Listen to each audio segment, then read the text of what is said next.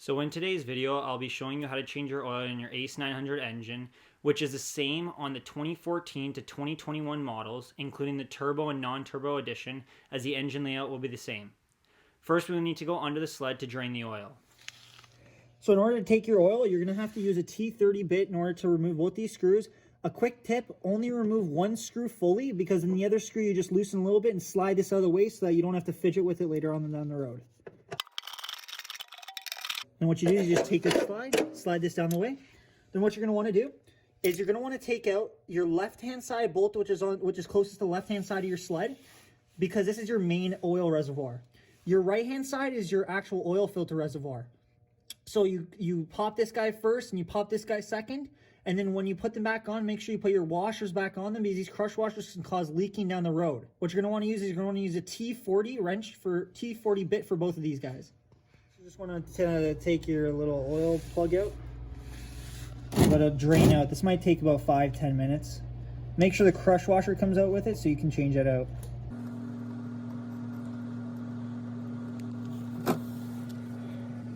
Next on the sled, after you take out those two bolts on the bottom, the left-hand side first and right-hand side, and let it drain out, which is what we're doing now. We're letting it sit for a little 5-10 minutes. You're going to want to remove your first little rubber holder. You're going to remove your second rubber holder down here. And then you're going to have a little pop just because there's an actual, the way that this door clips in, it clips in at the top and it clips in at the bottom. So you're going to want to clip it out. And in order to remove your door, you're going to want to pull up, and then you're going to pull down to completely remove your door. Got your door removed. In order to actually change your oil filter, there's two ways you can do it. If you have a little Allen key that allows you to go small enough, you just take out, there's 3 bolts. You can either use a I believe it's a T27 or a T25, or you can use an 8mm wrench, take off 3 bolts, which will allow you to get your oil filter. Or if you're going to want to have to, which what we do to make it a little bit easier, you're going to want to take off your 2 top springs, which hold on your exhaust. You're going to want to take off the bottom spring, which holds in your bottom right.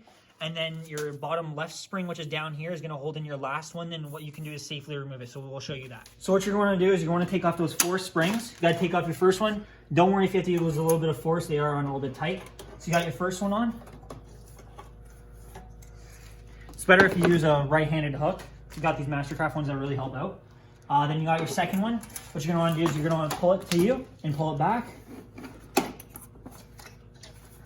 your second spring down.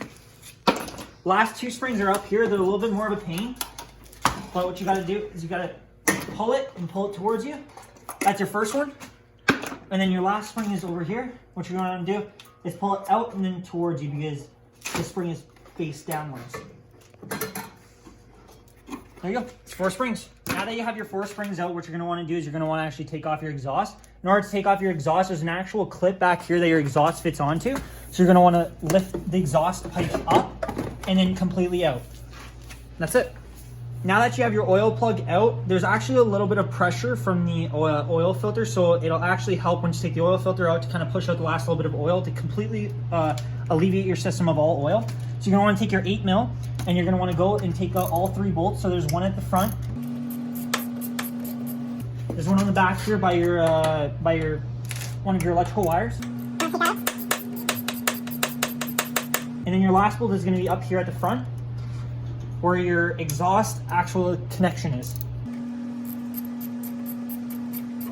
So once you got your 3 screws out, you're going to want to take off your cap. It might be a little bit oily, so have a microfiber towel just ready on hand. Now with this guy, if you buy the RevXS, the XPS Skidoo kit, it's actually going to come with a brand new O-ring, which you need to replace. And then also you're going to replace your filter over here. If it's stuck, don't worry, it's supposed to be pretty well in there. So maybe just grab a right hand little pick, grab it from the side, and just pull it up.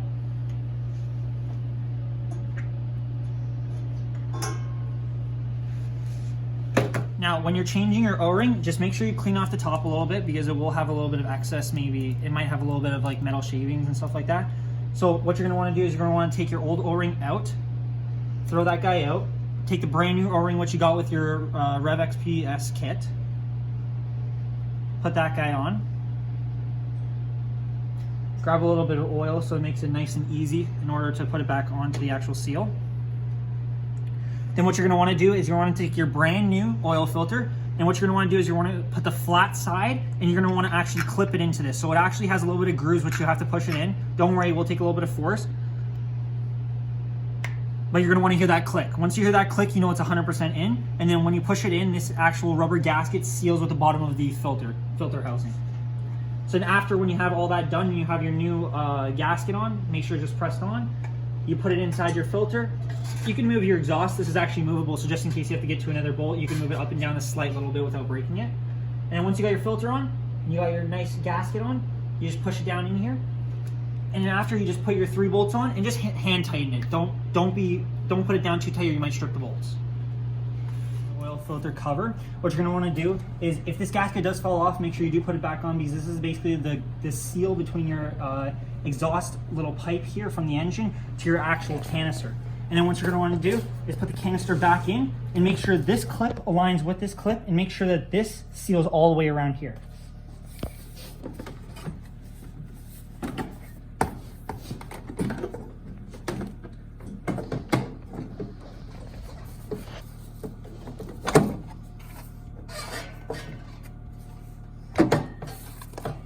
Just like that. This is securely back in. What you're gonna wanna do is put in these springs. These springs are basically like almost like screwing down your exhaust back down, and these need to be on it. So what you're gonna wanna do is put your first spring down here, which is your left-hand side.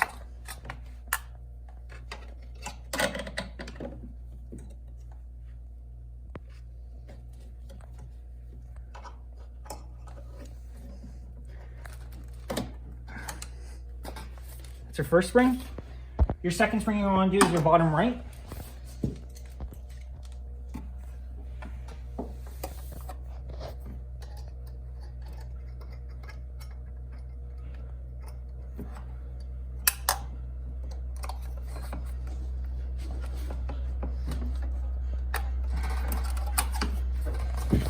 And then your 2 top springs. When you're doing the springs, what you're gonna wanna do is, with this bottom left spring, you're gonna wanna actually make sure that the opening is facing this side, so it makes it easier to put back on. And when you're doing the bottom right-hand side, you're gonna wanna make sure, I know it's very dark, but what you're gonna wanna do is you're gonna wanna make sure that you have your spring facing always the open end on the inside of your exhaust pipe. So these top 2 last springs are gonna be the hardest springs you're gonna put on.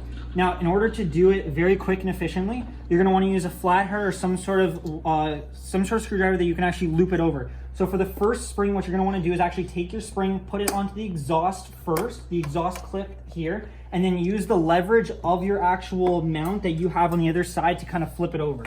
So I'll show you. Put the spring first on, clip it around, and use the leverage of the actual mount that you have to just slip it over the exhaust pipe.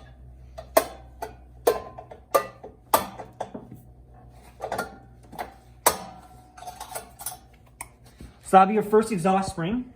And then your second exhaust spring, because you're coming at it from another angle, you're gonna wanna still put your spring onto the exhaust pipe first, and then you're gonna wanna come from it from the other angle and use the leverage to slip it over.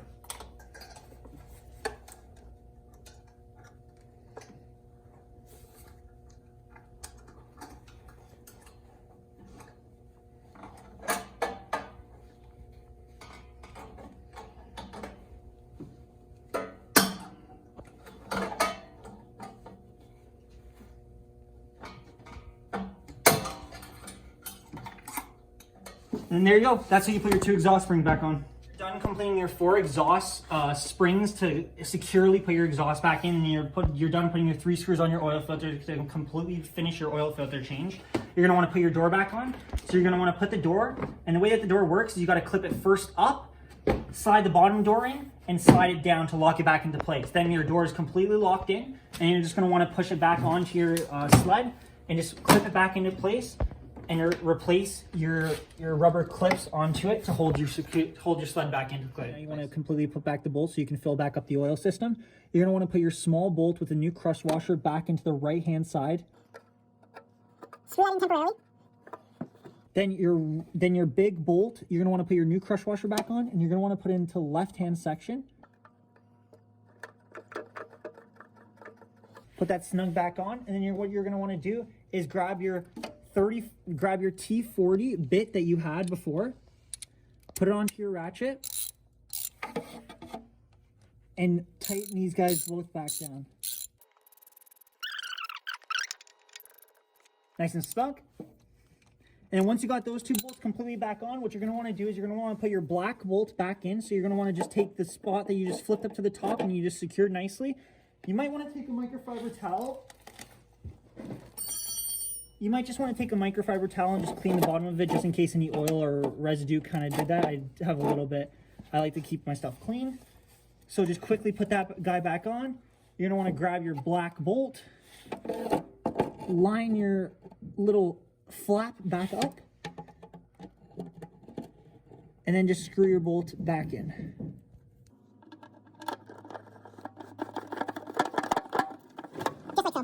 After you completely put the bolts back on and finish up the system, what you're going to want to do is go to the left-hand side of your sled. You're going to want to take off the two rubber little holders that were on the right-hand side of the sled as well. You're going to want to pop off the plastic casing. There's two little spots you're going to have to pop off. You want to hold that down and just move your system over. Now this right here is your dipstick, and as well, this is your fill station. So what you're going to want to do is the kit that you buy comes with 1 liter jugs, so that's 2 liters, and comes with 1/2 liter jug. So what you're going to want to do, some might take a little bit more, but you're going to want to fill as much as you can and just use a little funnel. In order to fill up your sled, since this is a 900 ACE engine, you're going to want to use 0W40 4T because it's a 4-stroke engine and not a 2-stroke. Now using a funnel makes it a little bit easier because then you can just quickly put in the oil and you don't have to worry about making a mess.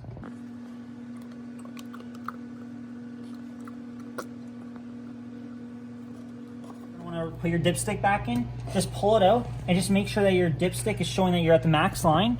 And once you're at the max line, you know that, just allow your sled, close the door, make sure you put this back on tight. This does lock, so it is a downwards motion, so it's to the right.